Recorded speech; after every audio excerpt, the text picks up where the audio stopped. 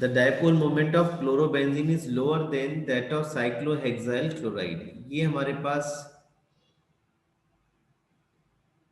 Chlorobenzene है। जैसा आप सभी को पता है, क्लोरोबेंजीन में जो Cl है, जो हाइड्रोजन एटम है, क्लोरीन है, it shows plus are effect, और इस प्लस आर इफेक्ट की वजह से क्लोरोबेंजीन में यहां पर कार्बन और Cl के बीच में पार्शियल डबल बॉन्ड करेक्टर आ जाएगा। इससे इलेक्ट्रॉन दूर जा रहे हैं, चार्ज पॉजिटिव जहां पहुंच रहे हैं वहां पे चार्ज नेगेटिव ऑर्थो पर। जबकि साइक्लोहेक्साइल क्लोराइड, ये साइक्लोहेक्सेन है और यहां पर ये Cl लगा दिया है, so it is cyclohexyl chloride. In cyclohexyl chloride there is no resonance, और यहां पर carbon bond halogen single bond ही केवल रहने वाला है। डाइपोल मोमेंट जो है, it is the product of charge into distance. Dipole moment is the product of charge into distance. और आप देख रहे हैं दोनों में एटम, यहां भी कार्बन है, Cl है, यहां भी कार्बन है, यहां भी Cl है, लेकिन जो डिस्टेंस है वो पार्शियल डबल बॉन्ड करेक्टर की वजह से क्लोरोबेंजीन में कैसी हो गई, शॉर्ट हो गई।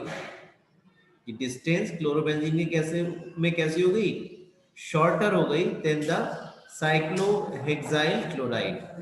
और यही वजह है जो डाइपोल मोमेंट है वो क्लोरोबेंजीन का कम आएगा देन द साइक्लोहेक्साइल क्लोराइड। यहां पर अगर आप sp2 करेक्टर की बात नहीं करेंगे तो भी चलेगा, लेकिन दो बातें जरूर लिखेंगे। In case of chlorobenzene, due to resonance, due to plus R effect, partial double bond character develops in between carbon of benzene and the halogen atom, whereas no such resonance occurred in case of cyclohexyl chloride. The formula to calculate dipole moment mu is charge into distance, and due to partial double bond character of C bond Cl, in case of chlorobenzene, the bond length is shorter than cyclohexyl chloride. That's why due to shorter bond length, in case of chlorobenzene, the dipole moment will be lower than cyclohexyl chloride. ये आपको लिखना है। तो आपसे अगर question पूछेंगे why normal butyl bromide is optically inactive, तो इसका रीजन आप बताएंगे, इसमें कोई भी कायरल सेंटर एटम नहीं है। इनमें से चारों कार्बन में से कोई भी कार्बन कायरल नहीं है, और कायरल कार्बन ना होने की वजह से ये ऑप्टिकली इनएक्टिव होगा। सर लेकिन ये तो इनएक्टिव है ना। किस खुशी में इनएक्टिव है? जब कायरल कार्बन एटम यहां पर आ गया तो कंपाउंड एज अ होल हो गया आपका कायरल, यानी कि इसमें एसिमेट्री प्रेजेंट है। एसिमेट्री अगर होगी तो कंपाउंड ऑप्टिकली एक्टिव होगा, यानी कि पीपीएल के लिए रेस्पॉन्स शो करेगा आइदर इन क्लॉकवाइज और इन एंटी क्लॉकवाइज डायरेक्शन।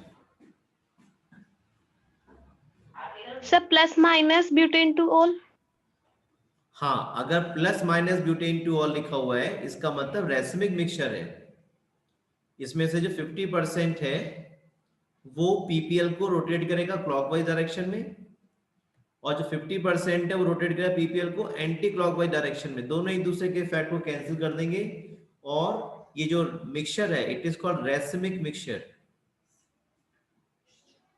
ये ऑप्टिकली इनएक्टिव होगा। तो plus minus butane two all का मतलब है it is a racemic mixture. रेसमी मिक्सचर में 50% जो पोर्शन है वो क्लॉकवाइज रोटेट करेगा पीपीएल को, और 50% एंटी क्लॉकवाइज, तो दोनों एक दूसरे के जो ऑप्टिकल रोटेशन उनको कैंसिल कर देंगे, और ओवरऑल जो सोल्यूशन है that will be optically inactive. Sir Saturday को टेस्ट एमसीक्यूज का होगा सब्जेक्टिव। देखिए ऑक्सीडेशन की अगर हम बात करें अल्कोहल्स की, तो इसमें दो चीजें होंगी। Oxidation of alcohol involve the formation of carbon oxygen bond with the cleavage of NO bond H and C bond H। ये जो अल्कोहल आप देख रहे हैं इसमें ये वाली बॉन्ड ब्रेक होगा और एक ये वाला बॉन्ड ब्रेक होगा और ऑक्सीजन जो है वो जुड़ जाएगा। तो जो ऑक्सीडेशन है अल्कोहल्स का, उसका देखिए अलग अलग ऑक्सीडाइजिंग एजेंट की प्रेजेंस में अलग अलग तरह के रिएक्ट आपको प्रोडक्ट्स मिलते हैं। तो आपको यहाँ पर अल्कोहल्स के ऑक्सीडेशन का प्रिंसिपल याद रखना है, और वो प्रिंसिपल ये है कि अगर आप प्राइमरी अल्कोहल का ऑक्सीडेशन करेंगे तो पहले वो ऑक्सीडाइज होंगे एल्डिहाइड्स में, और फाइनली वो ऑक्सीडाइज हो जाएंगे कार्बोक्सिलिक एसिड में।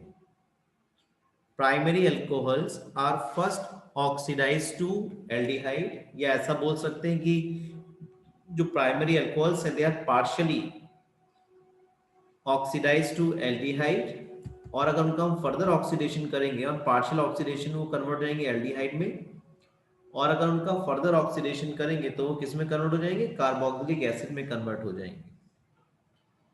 स्ट्रॉन्ग ऑक्सीडाइजिंग एजेंट अगर आप यूज कर रहे हैं सच एज पोटेशियम परमैंगनेट और पोटेशियम डाइक्रोमेट, तो डायरेक्टली जो अल्कोहल्स हैं यानी जो फाइनल प्रोडक्ट है आपका वो कार्बोक्सिलिक एसिड ही मिलेंगे आपको।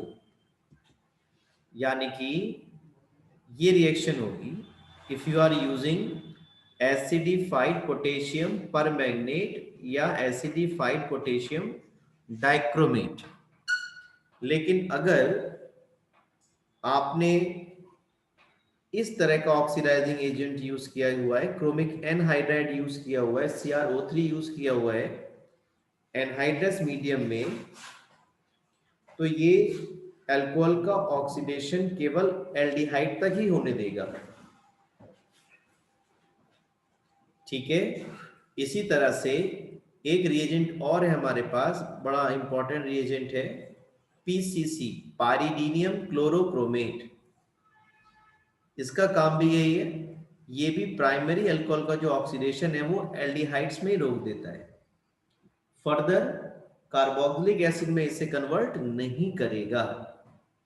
और इसकी खासियत एक और भी है, ये डबल बॉन्ड को भी आल्टर नहीं करता।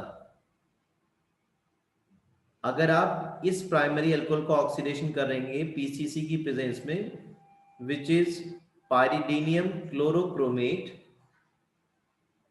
तो ये इस प्राइमरी अल्कोहल का ऑक्सीडेशन एल्डिहाइड में केवल कर देगा।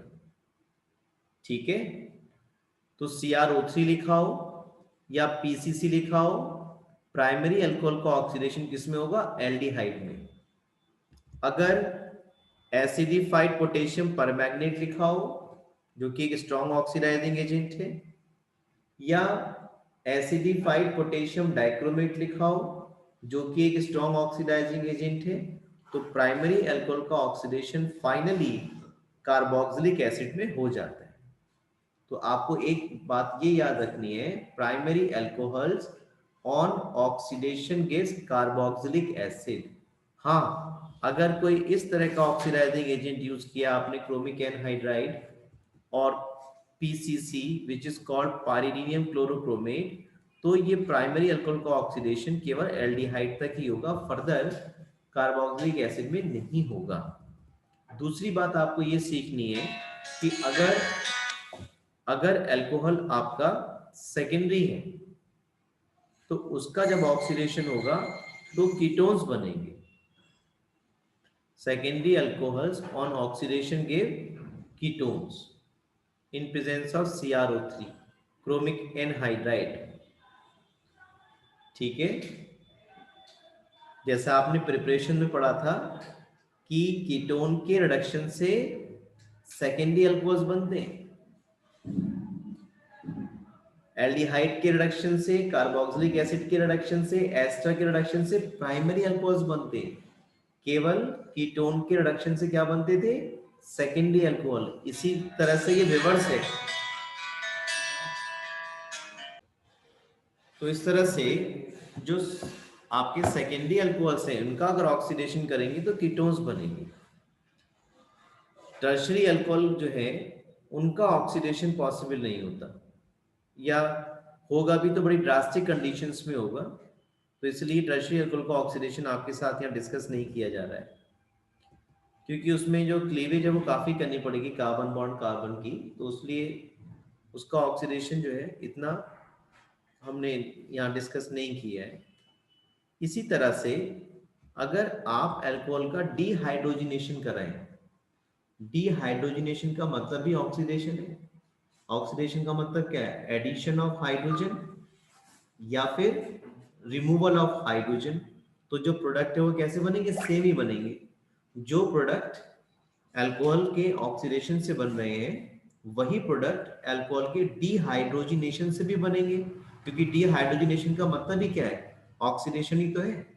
तो देखिए, अगर आप प्राइमरी अल्कोहल को रेड हॉट कॉपर के ऊपर 573 केल्विन के ऊपर पास करेंगे तो ये डीहाइड्रोजिनेशन में जाएगा, ये H2 चला जाएगा यहाँ से, और क्या बन जाएगा?